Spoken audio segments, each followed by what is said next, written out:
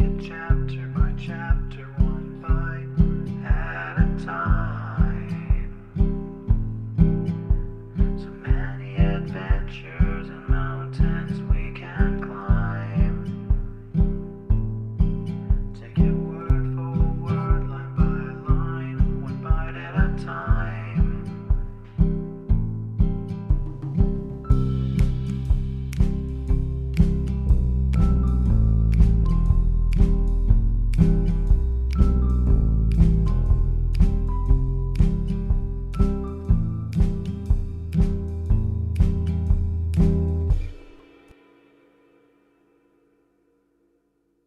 Welcome to Bite at a Time Books, where we read you your favorite classics one bite at a time. My name is Bree Carlile, and I love to read, and wanted to share my passion with listeners like you. If you want to know what's coming next and vote on upcoming books, sign up for our newsletter at biteatatimebooks.com. You'll also find our new t-shirts in the shop, including podcast shirts and quote shirts from your favorite classic novels. Be sure to follow my show on your favorite podcast platform so you get all the new episodes. You can find most of our links in the show notes. But also our website, biteatatimebooks.com, includes all of the links for our show, including to our Patreon to support the show, and YouTube, where we have special behind the narration of the episodes. We're part of the Bite at a Time Books Productions Network. If you'd also like to hear what inspired your favorite classic authors to write their novels, and what was going on in the world at the time, check out the Bite at a Time Books Behind the Story podcast, wherever you listen to podcasts. Please note, while we try to keep the text as close to the original as possible, some words have been changed to honor the marginalized communities who've identified the words as harmful, and to stay in alignment with Bite at a Time Books' brand values. Today we'll be continuing Pride and Prejudice by Jane Austen. Chapter 50. Mr. Bennet had very often wished, before this period of his life, that instead of spending his whole income, he had laid by an annual sum for the better provision of his children and of his wife if she survived him. He now wished it more than ever. Had he done his duty in that respect, Lydia need not have been indebted to her uncle for whatever the honor of credit could now be purchased for her. The satisfaction of prevailing on one of the most worthless young men in Great Britain to be her husband might then have rested in its proper place. He was seriously concerned that a cause of so little advantage to anyone should be forwarded at the sole expense of his brother-in-law, and he was determined, if possible, to find out the extent of his assistance, and to discharge the obligation as soon as he could. When first Mr. Bennet had married, economy was held to be perfectly useless, for of course they were to have a son. This son was to join in cutting off the entail as soon as he should be of age, and the widow and younger children would by that means be provided for. 5 daughters successively entered the world, but yet the son was to come, and Mrs. Bennet for many years after Lydia's birth had been certain that he would. This event had at last been despaired of, but it was then too late to be saving. Mrs. Bennet had no turn for economy, and her husband's love of independence had alone prevented their exceeding their income. £5,000 was settled by marriage articles on Mrs. Bennet and the children, but in what proportions it should be divided amongst the latter depended on the will of the parents. This was one point, with regard to Lydia at least, which was now to be settled, and Mr. Bennet could have no hesitation in acceding to the proposal before him.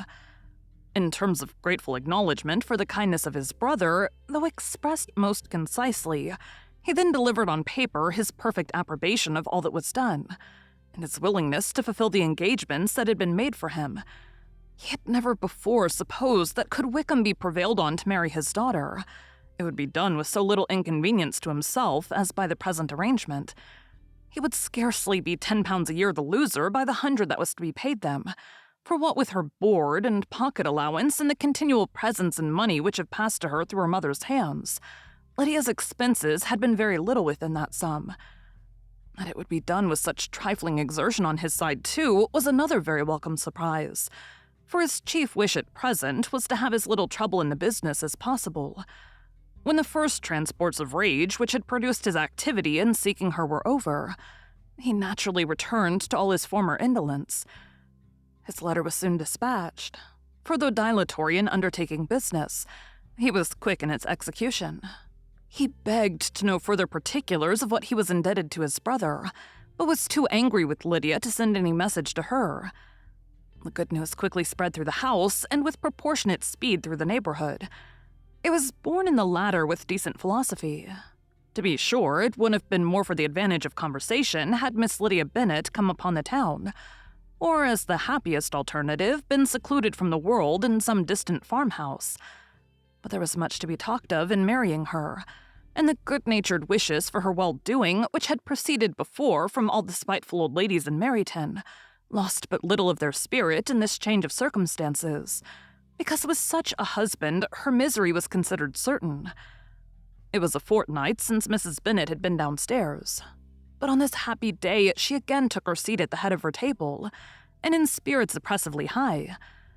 No sentiment of shame gave a damp to her triumph. The marriage of a daughter which had been the first object of her wishes since Jane was 16 was now on the point of accomplishment, and her thoughts and her words ran wholly on those attendants of elegant nuptials, fine muslins, new carriages, and servants. She was busily searching through the neighborhood for a proper situation for her daughter, and without knowing or considering what their income might be, rejected many as deficient in size and importance. "A park might do," she said, "if the Goldings would quit it, or the great house at Stoke if the drawing-room were larger. But Ashworth is too far off. I cannot bear to have her 10 miles from me. And as for Purvis Lodge, the attics are dreadful." Her husband allowed her to talk on without interruption while the servants remained. But when they had withdrawn, he said to her, "Mrs. Bennet, before you take any or all of these houses for your son and daughter, let us come to a right understanding. Into one house in this neighborhood they shall never have admittance. I will not encourage the imprudence of either by receiving them at Longbourn." A long dispute followed this declaration, but Mr. Bennet was firm. It soon led to another, and Mrs. Bennet found, with amazement and horror, that her husband would not advance a guinea to buy clothes for his daughter. He protested that she should receive from him no mark of affection whatever on the occasion. Mrs. Bennet could hardly comprehend it. That his anger could be carried to such a point of inconceivable resentment as to refuse his daughter a privilege, without which her marriage would scarcely seem valid, exceeded all that she could believe possible. She was more alive to the disgrace which her want of new clothes must reflect on her daughter's nuptials, than to any sense of shame at her eloping and living with Wickham a fortnight before they took place. Elizabeth was now most heartily sorry that she had, from the distress of the moment, been led to make Mr. Darcy acquainted with their fears for her sister, for since her marriage would so shortly give the proper termination to the elopement, they might hope to conceal its unfavorable beginning from all those who were not immediately on the spot. She had no fear of it spreading further, through his means. There were few people on whose secrecy she would have more confidently depended, but at the same time there was no one whose knowledge of a sister's frailty would have mortified her so much. Not, however, from any fear of disadvantage from it individually to herself, for at any rate there seemed a gulf impassable between them. Had Lydia's marriage been concluded on the most honorable terms, it was not to be supposed that Mr. Darcy would connect himself with the family where to every other objection would now be added an alliance and relationship of the nearest kind with the man whom he so justly scorned. From such a connection she could not wonder that he should shrink. The wish of procuring her regard, which she had assured herself of his feeling in Derbyshire, could not in rational expectation survive such a blow as this. She was humbled. She was grieved. She repented, though she hardly knew of what. She became jealous of his esteem when she could no longer hope to be benefited by it. She wanted to hear of him when there seemed the least chance of gaining intelligence. She was convinced that she could have been happy with him when it was no longer likely they should meet. What a triumph for him, as she often thought. Could he know that the proposals which she had proudly spurned only 4 months ago would now have been gladly and gratefully received? He was as generous, she doubted not, as the most generous of his sex. But while he was mortal, there must be a triumph. She began now to comprehend that he was exactly the man who in disposition and talents would most suit her. His understanding and temper, though unlike her own, would have answered all her wishes. It was a union that must have been to the advantage of both. By her ease and liveliness, his mind might have been softened, his manners improved. And from his judgment, information, and knowledge of the world, she must have received benefit of greater importance. But no such happy marriage could now teach the admiring multitude what connubial felicity really was. A union of a different tendency and precluding the possibility of the other was soon to be formed in their family. How Wickham and Lydia were to be supported in tolerable independence she could not imagine. But how little of permanent happiness could belong to a couple who were only brought together because their passions were stronger than their virtue, she could easily conjecture. Mr. Gardiner soon wrote again to his brother. To Mr. Bennet's acknowledgments he briefly replied with assurances of his eagerness to promote the welfare of any of his family, and concluded with entreaties that the subject might never be mentioned to him again. The principal purport of his letter was to inform them that Mr. Wickham had resolved on quitting the militia. "It was greatly my wish that he should do so," he added, "as soon as his marriage was fixed on, and I think you will agree with me in considering a removal from that corps is highly advisable, both on his account and my niece's.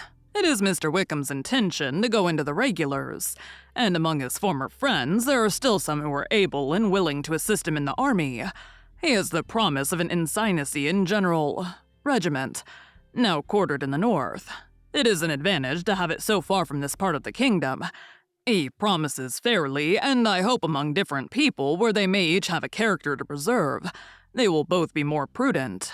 I've written to Colonel Forster to inform him of our present arrangements and to request that he will satisfy the various creditors of Mr. Wickham in and near Brighton, with assurances of speedy payment for which I have pledged myself. And will you give yourself the trouble of carrying similar assurances to his creditors in Meryton, of whom I shall subjoin a list according to his information. He is given in all his debts. I hope at least he has not deceived us. Haggerston has our directions, and all will be completed in a week.